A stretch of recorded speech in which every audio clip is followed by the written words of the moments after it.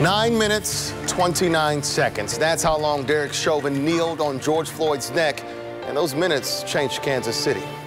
We're sharing multiple perspectives leading up to the anniversary of George Floyd's death. Here's some of the conversation I had with business owners on the plaza about how they responded last year and what's changed since then.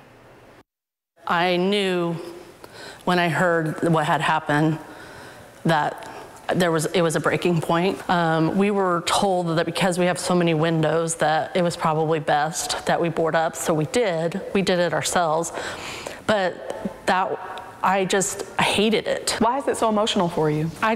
Because I don't know, because I don't care about my windows. We put up some posters and signs and showed our support.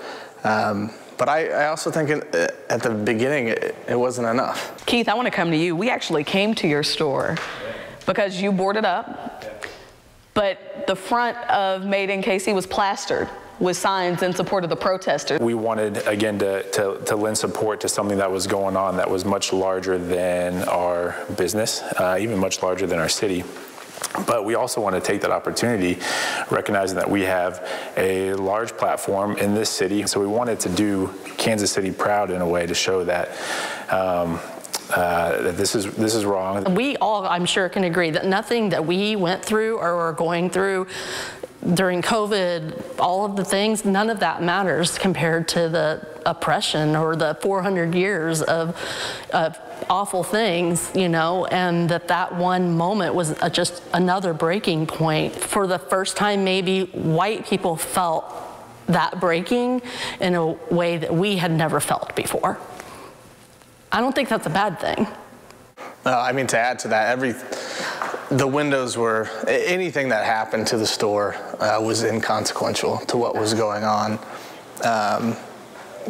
Like Christy said, nothing really mattered other than, you know, seeing the bigger picture. Property can be replaced, things can be replaced, but when they're gone, that's, you know, that's a whole nother story. The hardest thing that you learned over the last year from the protests till now, and the most beautiful thing you've learned?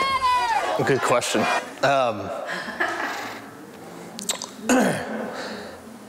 I mean, the hardest thing I learned is probably what white privilege is. It's not that white people don't struggle.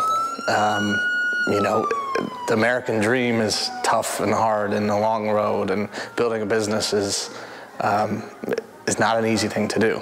But we don't have that obstacle of the color of our skin. Some of the beautiful things that came out of that are we are seeing and have seen that people can change, and that even as a company we can change and evolve and grow, and that we all have a platform and a voice that we can use for change.